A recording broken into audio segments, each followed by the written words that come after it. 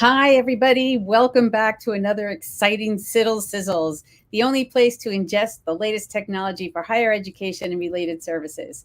I have my very special friend, Ling Zhang here, who you may not know was actually on the very first Cizzles with Dr. Matt Marino as a guest panelist. So we go back a long ways now. It's Yeah. hard to believe that, a short time ago, we're already in season two for Cizzles. And I'm so glad and so happy that you agreed to be here with us.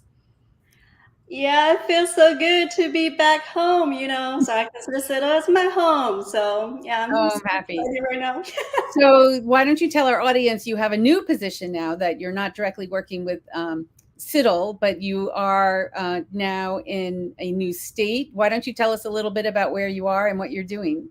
Sure. So yeah, first after my graduation from doctoral program, I had the privilege of working with Christine and Seattle people for 2 years. So it's a privilege. So now I transition to this postdoctoral position for faculty diversity program at UNC, University of North Carolina at Chapel Hill. So doing my research on personal learning and technology. So I'm very excited to talk Oh, about. perfect. Perfect topic for us to talk about tonight. Yeah, sure. So, tonight, I believe that you're going to talk about personalized learning, which is Yes. right up your alley. So, why don't you tell us a little bit about what personalized learning is and what that means to the rest of us? Yeah, sure. So personal learning supported through technology has always been my interest or research focus since my doctoral program and the supervision of Dr. James Basham, the director of the center for sure. Who's So been a guest judge on our panelist also. I know. So I hope, yes, so vote for me, please. Anyway, so yeah, I had this great interest in the area, especially like the power of technology, right? So how can we support teacher in using educational technology, like different kinds of technology in the classrooms to create these personalized learning experiences for students with diverse learning needs, especially for students with disabilities, because we do believe the power of the technology, right? So I think that's also like the CIDDL Center has been trying to do, and how can we really effectively use technology. I think that has been my interest, and now I'm looking at like how to use like different learning theories to guide Mhm. the development of those technology or instructional design framework for personalized learning. So there are lots of interesting areas to explore. So, what kinds of technologies can you use to get to know your learners and understand where they are?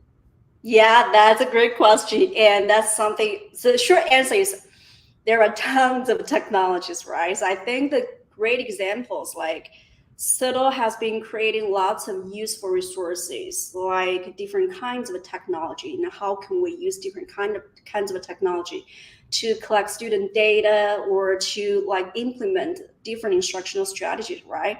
So I think it depends on what existing technology that teacher have been using in their classrooms. I think that's a very important question to start with.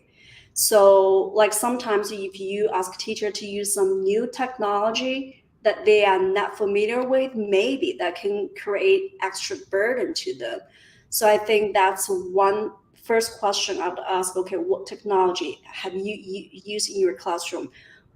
Did they work? Or so what kind of like more technology you would love to explore? So in terms of collecting data, right?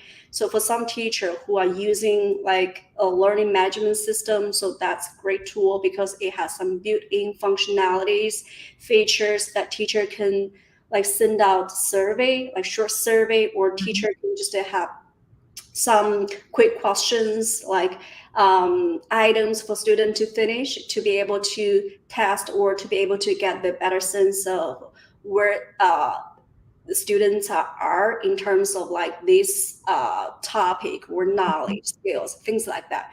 So there are tons of technologies to answer your question. And I think now that we've come back from online learning overall, that more of those more of those technology pieces are available to communicate with students that maybe some teachers didn't feel comfortable with, that now that they've had to use them and Yeah. been forced to use them. So it's not something that we necessarily want to go away. We want to be able to take advantage of that. Exactly. Yeah. And be able to come to a better understanding of what our learners are doing. So that communication between teacher and learner Exactly. is improved through the use of technology. And So what, go ahead. yeah, I was going to say it's also about like the teacher's needs, right? So whether they have resources, whether they have the desire to learn different types of technology, so things like that. So it's very complicated in terms of what technologies to use, things like that. So what other tools are available to support personal learning implementation? Yeah, so that's again, very good question, because like whenever people are talking about personalized learning, right? So immediately probably they will think about those adaptive learning systems, intelligent tutoring system, and those advanced technologies which have been developed to like really automatically customize learning pathway for students with different like interests and different preferences, different like knowledge skills, things like that, right? So, but again, the question back to whether teacher and students have access to those technology. If they do, it's awesome, right? So that can be a powerful tool for them to use. But so again, so back to the question, what are those existing technology in the classroom that teacher can use, right? So again, there are tons of like in terms of learning management system, LMS, and we have built-in functionalities. Like if you are using Canvas, like Canvas allow students to submit their assignments in different formats. So that's a good way to support their different needs, right? And also we have like third-party add-ons to Google Classroom if teachers are using Google Classroom, right? So we can support them using Edpuzzle, Nearpod, and Flipgrid. All those technology or apps, educational apps, can really support teacher to design some interactive or meaningful learning activities for students to engage in those activities. Depends on their preferences. So I can see for higher ed faculty that are teaching those pre-service teachers and in related services, that it would be important for those learners to have hands-on experience with as many different types of technologies that are available, which comes back to that higher ed faculty teaching those pre-service teachers to be able to offer that the personalization to their students also.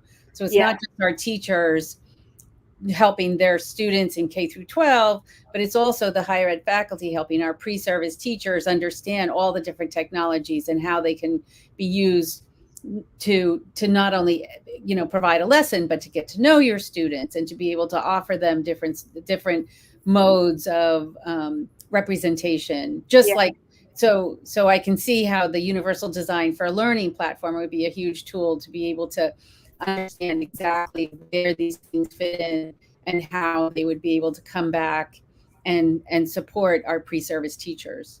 Exactly. I think when we are using technologies, right? So we are supporting learners in using those technologies. I think pedagogy should always go first, right? So I think universal design for learning can be a very powerful, inclusive instructional design framework and tool to support the implementation of personalized learning. So I think that's also part of my research focus, and how to really use those technology within the framework, and to just deliver different learning activities to really engage students in different like multiple means of engagement, multiple means of representation, all those things, right? So whatever technology available in the classrooms, but how can we design the instruction based on the effective framework and based on effective learning theories. I think that matters for students to be able to really engage in those authentic learning experiences. So now I really want to give our audience dumpling to talk about. I understand that you're making dumplings for us today. Yes, and So I do call you it want to very talk about that? personalized. Yeah, I call it very personalized dumpling eating experiences. Okay. All right. So why don't we take a look at your video and then we can come back and talk more about how your dumpling cooking experience related to personalized learning. Sure. Kitchen.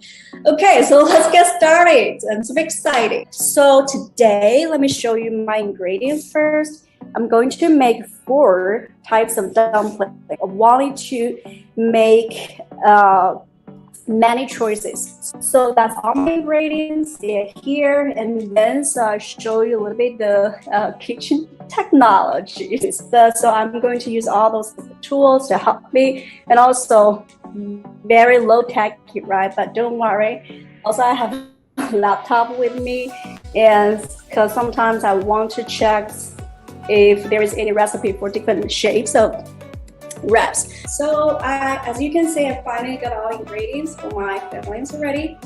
I use different kinds of tools to help me to process those ingredients, like food processor and grinder and all those things, because there's no way I can do those without those tools. So it really helped me to save some time and also make the whole process more productive. So here, let me show you. The first one is pork and cabbage later. So also mushroom. So that's the first one. And here, grind beef and radish.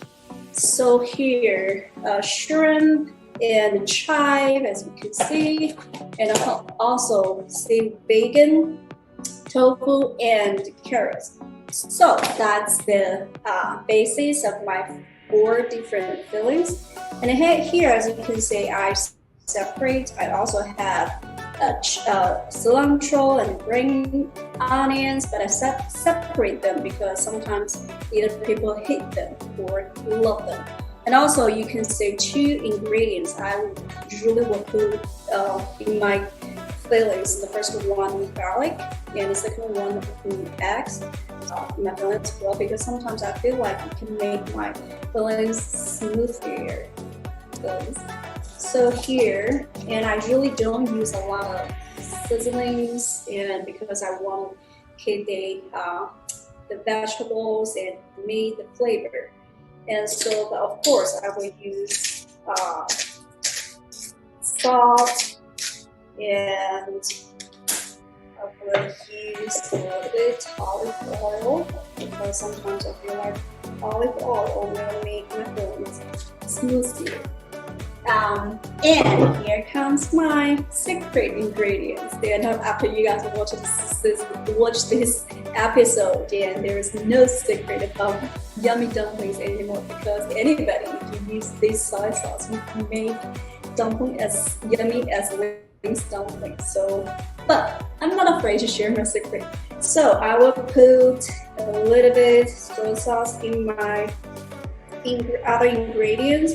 I don't have exact measure for those. Sometimes if you check online recipe, right? So 5 ounces, 6 ounces soy sauce, I don't have those. I just try and just to change my recipe, change the amount of the soy sauce over time. Or before I literally make dumplings, I will try the fillings and I will cook them and try those fillings first before I make any dumplings. So that's what I will do later. And in here, so I love garlic, and usually people will put some garlic in their fillings, dumpling fillings. So I will put a little bit. And in here, also eggs. And as I mentioned before, it can help you I don't know, make your filling better, but it depends. And I should have used a larger spoon. Okay, so again, I don't have exact estimate for those.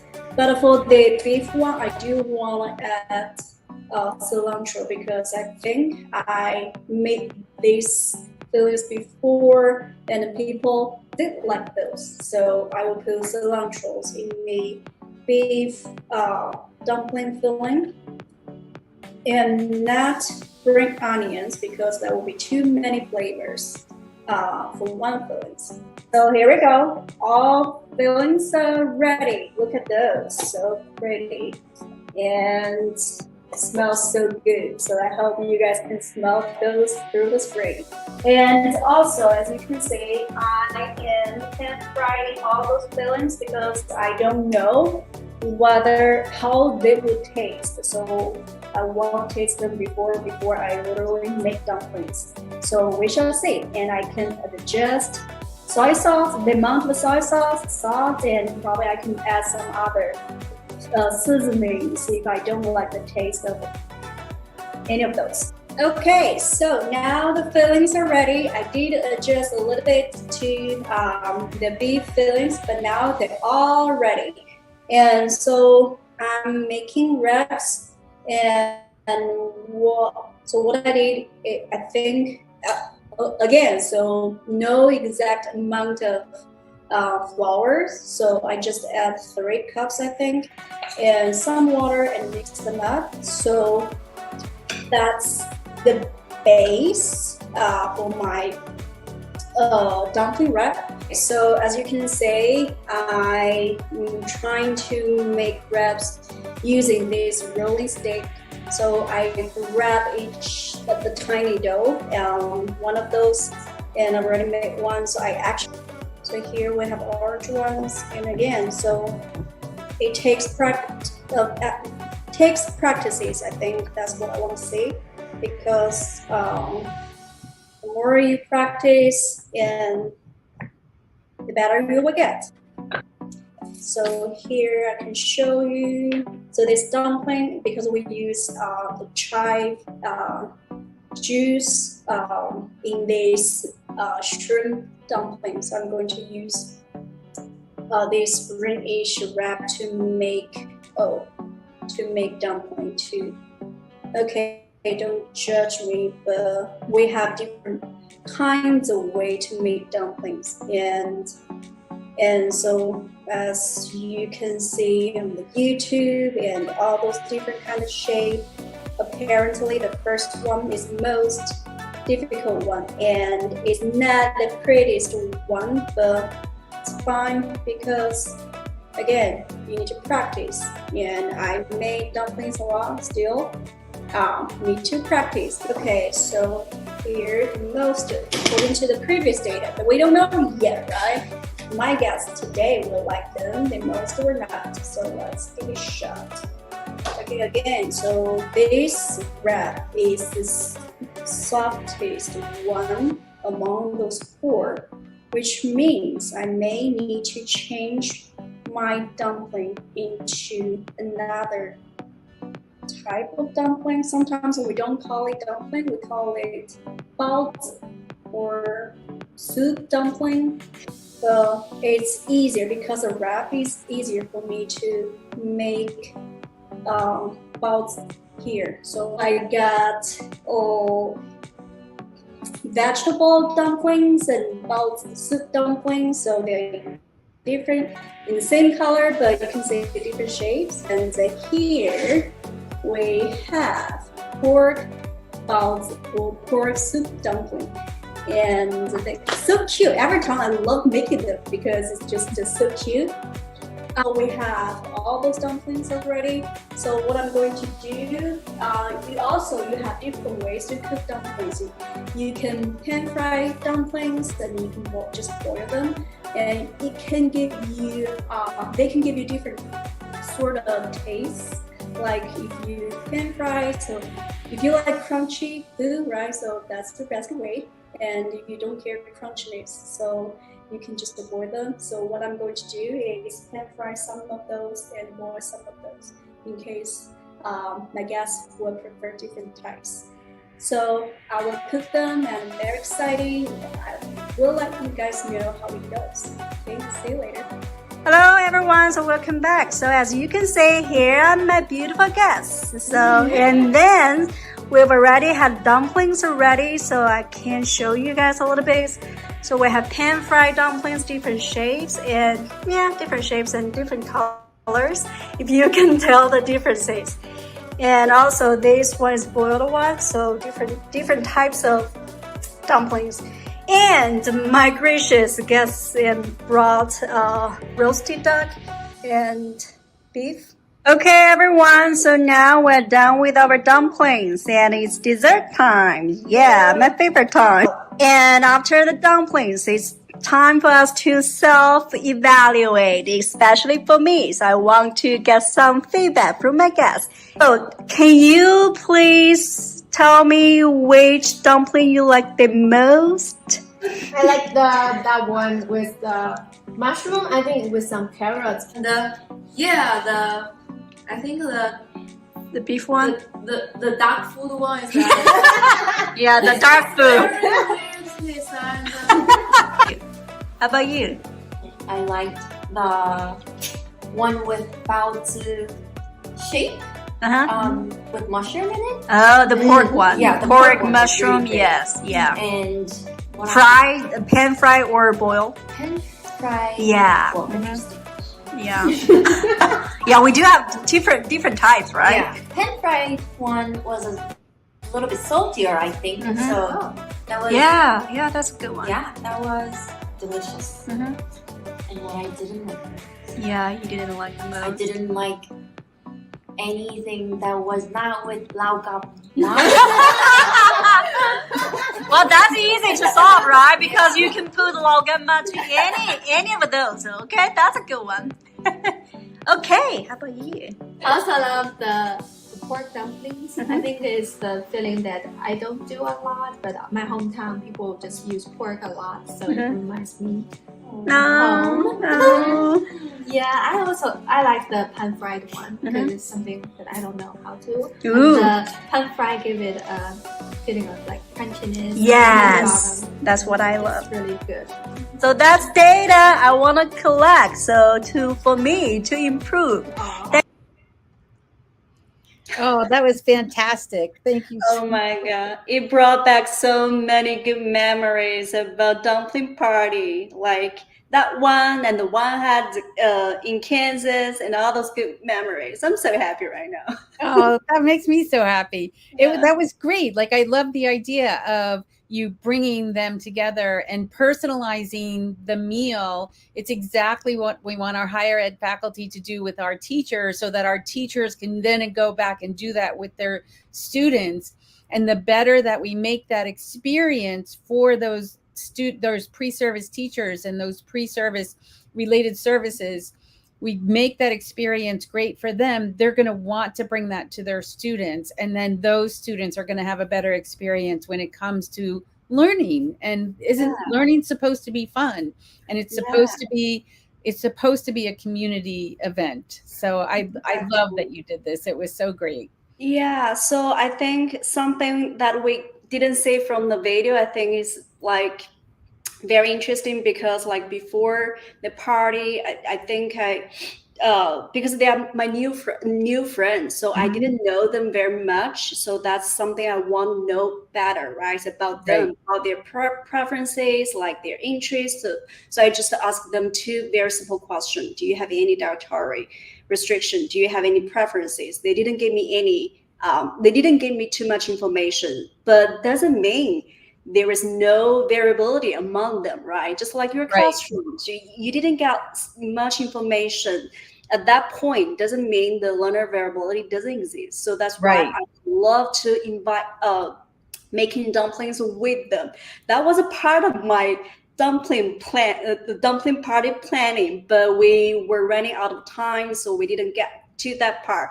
But it was interesting because now I remember when I threw a dumpling party back in Kansas, and I said to people, my guests, okay, so people, when they got to my apartment, right? So, okay, so today we're going to eat dumplings and we're going to make dumplings together. So one guest told me, so I didn't know that we're supposed to make dumplings by ourselves. Samantha, if you are watching, I'm talking about you. So sometimes a learner probably just sit in the classroom, right? So, okay, so I just to get all those information. So probably participating in the learning activity is not their thing. They didn't even realize they need to be very active, participating, setting goal, taking action, and self-evaluating their activities, right? So I think that should be part of like personalized learning experiences and figure out what I really like. And after my party, I learned so much more about them. So one thing is like they didn't like my dark food. So that's the context information. I was trying to make this coffee dough dumpling. First time I made it, but no one loved it. So it's okay. So next time I won't make it. So that's the data I got. That's the information I need to use to improve. So I think that's just a very good. And whenever you do anything, especially the first time that you do it and you try new things, some things are going to work and some things are not going to work. But that doesn't mean that it's not valuable for the teacher and the student. You know, just having the experience together, I think, is what's most important when it comes to personalized learning and being able to use the different tools that you have. And the technology that you used, you know, you used some very high technology, like with the food processors, but then also low technology, just using a knife and a cutting board too.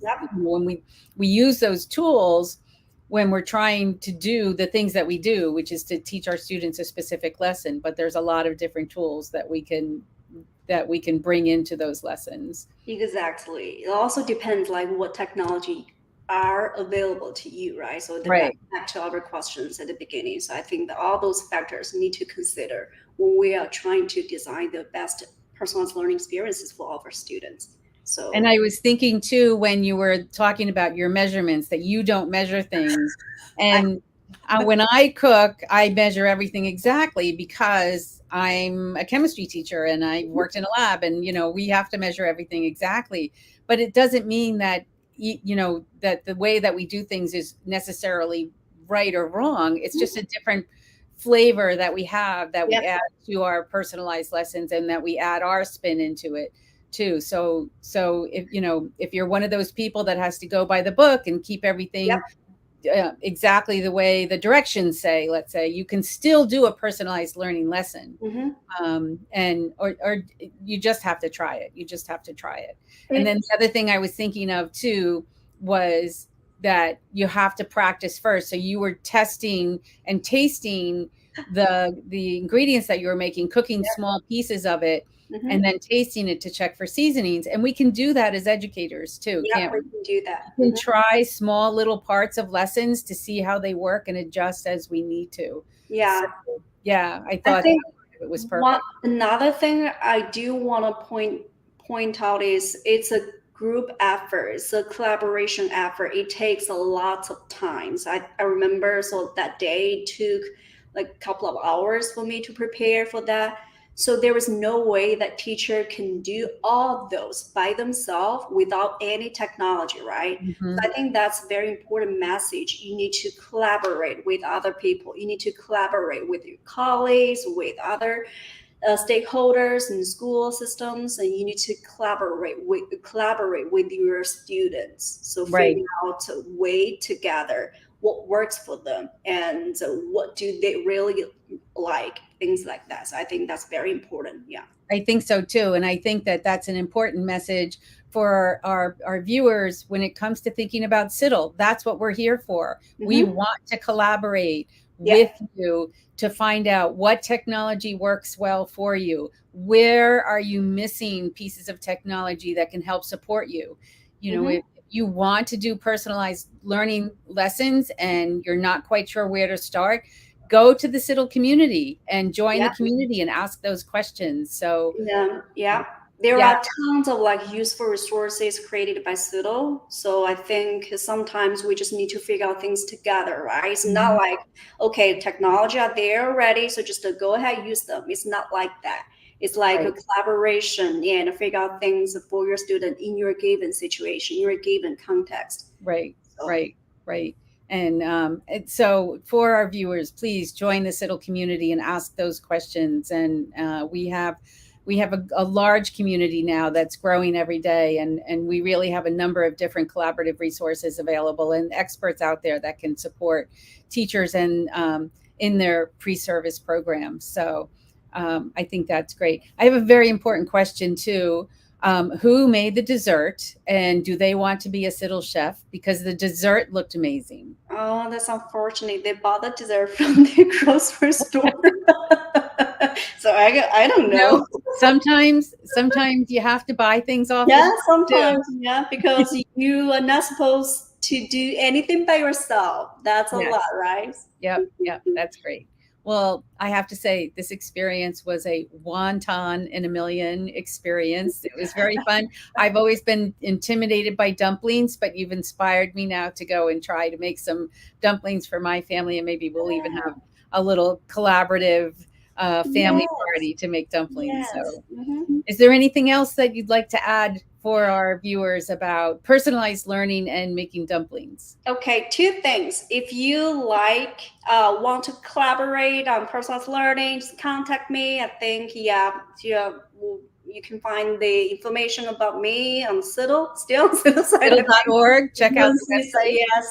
So if you like dumpling and you happen to visit Chapel Hill, just let me know. I can throw a dumpling party for you. That's it. You see a side gig going on. That sounds great. Well, thank you very much. We really appreciate you being here. It's so nice to see you again. And for our viewers, make sure that you come and join the community. Visit us at CIDDL.org to find our community and to find the resources that are available. Make sure that you join us for our next presentation of CIDDL, which will be November 19th, I think. No, 17th. November 17th with Brian Dean. So we're excited for that too. So thanks, everybody. Have a good night. Bye.